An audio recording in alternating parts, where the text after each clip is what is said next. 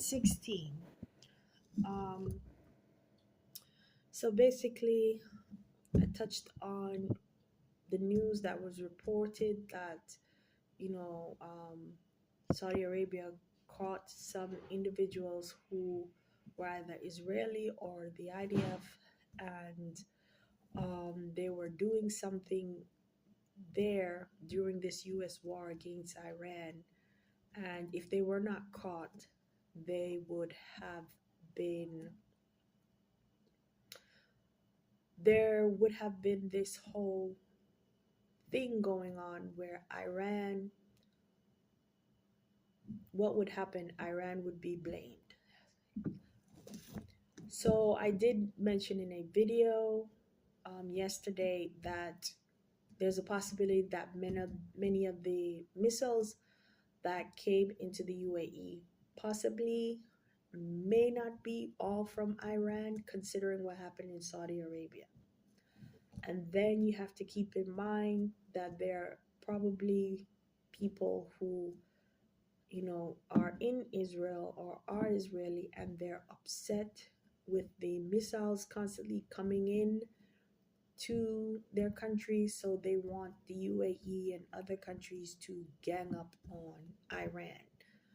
Or it could be somebody was sold some missiles that look like Iranian missiles and they strategically place themselves somewhere to make it seem like the missiles are coming from Iran. And they probably want regime change, so they want the UAE or other countries to gang up on Iran. And then we have wizards and sorcerers, who they have their devices in many parts of the world, um, but they're not everywhere.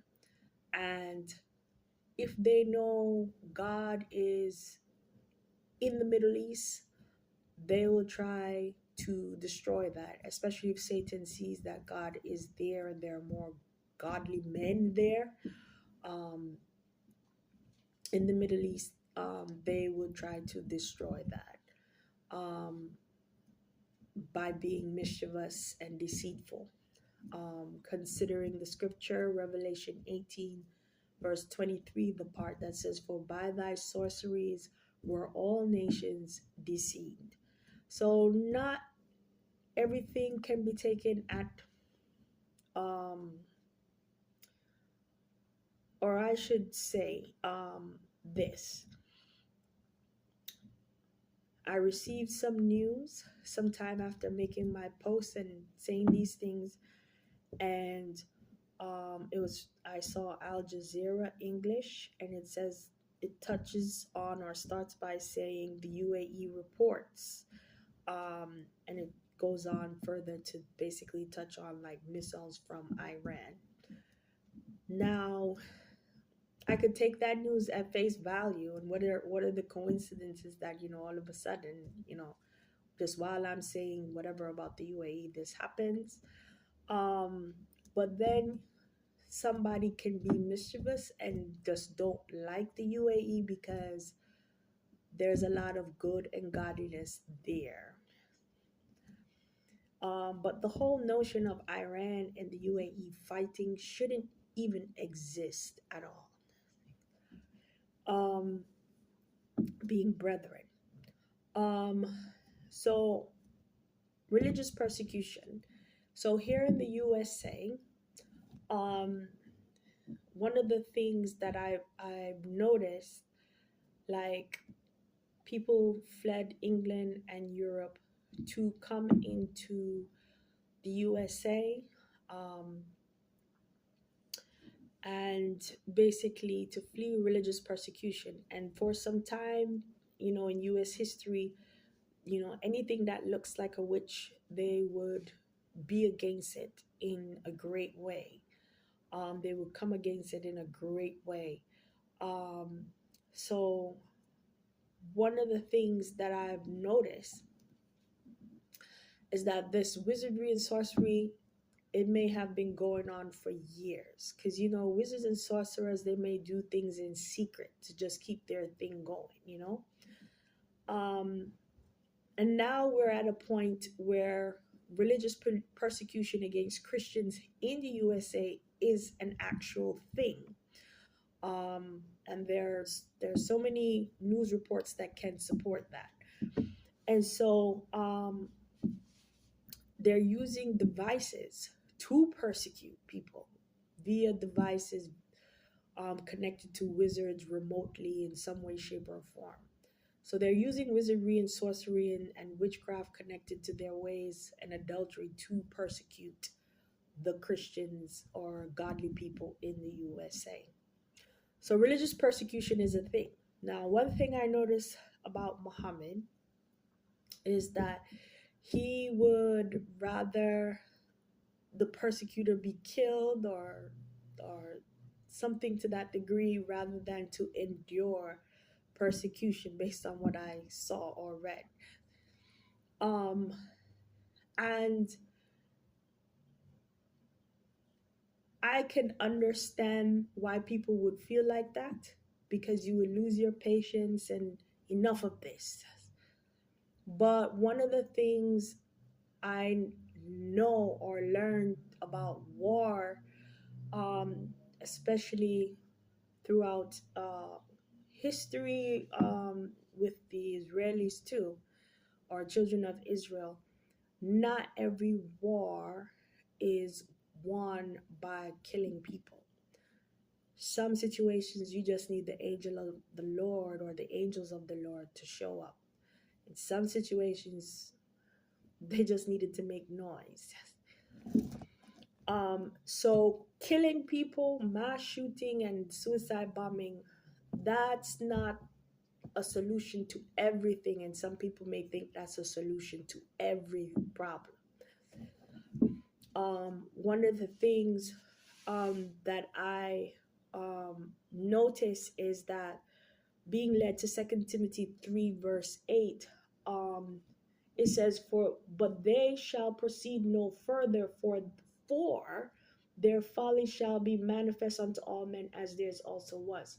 So what can stop certain things from continuing on is when the folly of their actions, the folly of the wizardry, the folly of the sorcery, the folly of the adultery, when that is exposed, that can um, cause these wizards and sorcerers and rebellious people to cease from resisting God and leaders and godly leaders and Christians, um, because they're not going to get the results, anymore, or the attention that they're getting. They're not getting it anymore.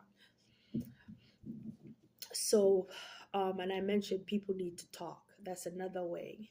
Um, also, um, with this persecution, um, they need to put away the evil communication. Hospitals should not be putting those devices in people. So hospitals need to be better investigated and better in the way that they deal with people in the operating room and in the NICU unit, so that wizards and sorcerers and Satanists and Baphomet worshippers and Molech worshippers and Baal worshippers don't put their devices in the next generation. So religious persecution goes on. I talked about Muhammad. Um, Not every war is won by suicide bombings or mass shooting or killing. Um, and so, um, so Muhammad said some good things, and there are things that you can see that really came from God, and there's some things that just is just Muhammad speaking because of his experience, right? And so with Moses, it's the same thing. I noticed this about leaders. Moses, he said some things that came from God, such as the Ten Commandments, but when it came to the bill of divorcement, he said that because of the hardness of the hearts of the people. I mean, God just gave them commandment number 7, and they still were being adulterous.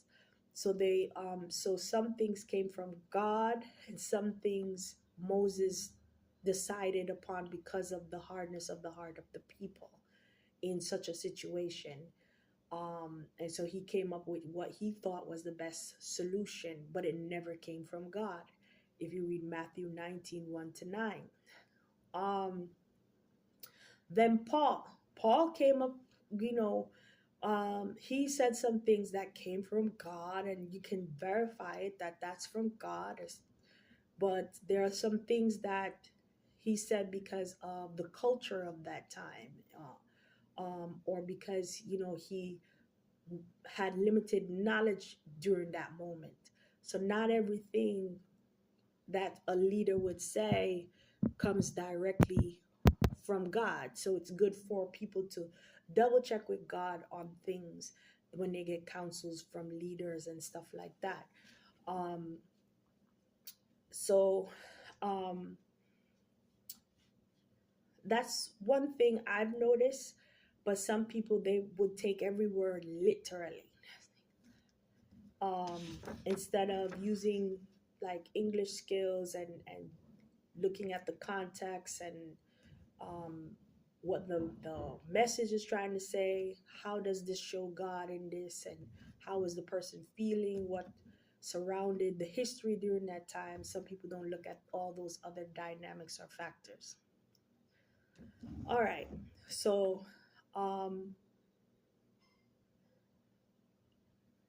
I'm going to end part 16 on that